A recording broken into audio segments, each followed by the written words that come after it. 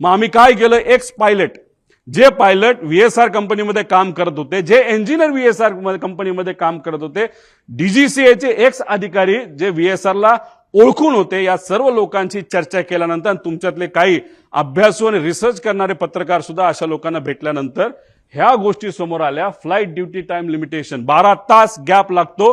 जर मी पायलट असेल आणि मी जर उडवलं असेल तर 12 तासानंतरच फ्लाईट उडू शकतो. पण ही कंपनी व्हीएसआर कंपनी हे जे रिपोर्ट असतात एफडीटीएल हे मॅन्युपुलेट करतात. म्हणजे फक्त आकड्याचा खेळ त्या ठिकाणी केला जातो आणि 6 तासापूर्वी सुद्धा जर एखादा पायलट आला असेल तर त्याचा कदाचित इन्सेंटिव्ह दिलं जातं, नाही तर तुला नोकरीवरनं काढतो असं सांगितलं जातं आणि लगेचच त्याला तिथं विमानात बसवलं जातं. त्यानंतर कॉकपिट व्हॉइस रेकॉर्डिंग, म्हणजे एक असतो ब्लॅक बॉक्स. ब्लॅक बॉक्समध्ये फक्त आवाज स्टोअर होतो असं नाही, आवाजाबरोबर ते जे इक्विपमेंट्स आहे ते कसे बिहेव करत होते, कुठं काय एक्सेलरेशन होतं, स्पीड काय होतं, आपली पोझिशन काय होती, कुठला काटा कुठं होता, हे सगळं ब्लॅक बॉक्समध्ये तिथं येतं. पण नॉर्मली जर आपल्याला कॉकपिट व्हॉइस रेकॉर्डर हे साधे रेकॉर्डर असतात, त्यात कॉकपिटमध्ये काय झालं, संभाषण काय झालं याची माहिती आपल्याला देता येते. व्हीएसआर मध्ये कॉकपिट व्हॉइस रेकॉर्डर सिस्टम हे बंद ठेवलं जातं. त्यानंतर चेकलिस्ट टेकलॉग हा मेंटेन नीट केला जात नाही, तर मॅन्युपुलेट केला जातो. स्टँडर्ड ऑपरेटिंग प्रोसिजर एसओपी त्यांचं कुठेही नाही. आणि कॉस्ट कटिंग मध्ये हे महाशय, ही कंपनी अतिशय माहिर आहे. त्याच्यामध्ये मेंटेनन्समध्ये कमतरता दाखवणं, नाही तर कुठलंही विमान, नाही तर हेलिकॉप्टर घ्या, ते हेलिकॉप्टर जर आपल्याला उडवायचं असेल तर त्याच्यामध्ये तास दिले जातात. 2200 तास ब्रँड टू ब्रँड, नाही तर 2500 तास. ते झाल्यानंतर इंजिन चांगलं असलं काही नसलं तर पूर्ण इंजिन 6 कोटी रुपयाचं एखाद्या सिंगल इंजिन हेलिकॉप्टरचं आपल्याला बदलावंच लागतं. तसं इथे असतं.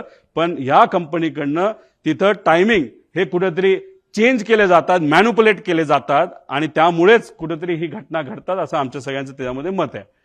आता गो अराउंड, आता अजितदादांना घेऊन हे विमान फ्लाय करत होतं व्हीव्हीआयपी, म्हणजे ज्यांना Z security, Z plus security आहे अशा व्यक्तीला हे विमान घेऊन चाललं होतं. विमान उडत असताना जर तिथं व्हिजिबिलिटीचा इश्यू असेल नसेल तरी त्या पायलटला 2 स्टेशन द्यावं लागतात. एक जिथं चाललाय तिथं आणि बॅकअप एअरपोर्ट तुम्हाला सांगावं लागतं. कदाचित ह्यांनी मुंबई ते एअरपोर्ट दिलं असेल, नाही तर हैदराबाद तिथं दिलं असेल. आता तिथं गो अराउंड करत असताना एकदा ट्राय केला, दुसऱ्यांदा कदाचित त्यांना ते दिसलं नसावं. त्यांनी सांगितलं हो दिसलं, पण दिसलं नसावं, तर तिसऱ्यांदा राऊंड घ्यायला पाहिजे होता. पण ह्यांनी तो घेतला नाही. दुर्दैवाने सेकंड अटेम्प्टलाच त्यांनी तो प्रयत्न केला. जी घटना घडली ती घडली. आणि दुसरं कसं असतं, ह्यांना पुढे कुठे जायचं होतं, अजित काकांना घेऊन हे कुठं जाणार होते, बारामतीला जाणार होते. आणि बारामतीवरनं हे कुठं जाणार होते, शमशाबाद ते पटना, तिथं कोणतरी व्यक्तीला तिथं घेऊन जाणं. म्हणजे ह्यांना घाई होती, नाही बाबा जायचंच आहे, नाही तर 10 लाख रुपये आपलं जे भाडं आहे ते त्याच्यामध्ये बुडू शकतं. आपण पुण्याला गेलो तर हे भाडं आपण बारामतीला पोहोचू शकलो नाही, तेही पैसे आपल्याला मिळणार नाही. म्हणून कुठंतरी या कंपनीकडनं या पायलटवर प्रेशर होतं असंही आपल्याला त्या ठिकाणी बोलता येईल. आता दुसरं स्टॉल वॉर्निंग सिस्टम, म्हणजे याच्यामध्ये एखादं विमान स्टॉल होण्यापूर्वी आपल्याला एक अंदाज येतो, काही ती गडबड त्याच्यामध्ये होते. हे विमान स्मार्ट विमान असतं आणि ह्याच्यातली ही जी काय स्टॉल वॉर्निंग सिस्टम आहे, आमचा प्रॉपर इंटेल आहे. आमचं काही लोकांशी तिथं बोलणं झालंय, फक्त त्यांनी सांगितलं आमचं कृपा करून तुम्ही नाव नका सांगू, आमच्या नोकऱ्या तिथं जातील. त्यांची चर्चा अशी, जे विमान अजित काकांना घेऊन तिथं ते ऍक्सिडेंट झालं त्याच्यामध्ये ही जी स्टॉल वॉर्निंग सिस्टम ती बंद होती. ती बंद असल्यामुळे काही गोष्टी आपल्याला आधीच कळल्या नाही आणि त्यामुळे ती घटना त्या ठिकाणी घडली असावी असं काही तज्ज्ञांचं तिथं मत आहे. आणि हेवी बेस मेंटेनन्स केलं कुणी ह्याच्यासाठी आम्ही हे पुरावे त्या ठिकाणी मागतोय. पीटीटी, पुश टू टॉक, म्हणजे तुमची वॉकी टॉकी असते, आपण बटन दाबतो, आपण बोलतो, पलीकडचं ऐकतो. तसं विमानामध्ये पीटीटी असतं. हे पीटीटी जेव्हा चालू होतं तेव्हा कॉकपिटमध्ये बटन दाबल्यानंतर जे जे काय चालू असतं, जसं की आता मी पोहोचतोय, आता लँड होतोय, मी पुढे तुम्हाला ट्रान्सक्रिप्ट दाखवेल, तर ते सगळं कळतं.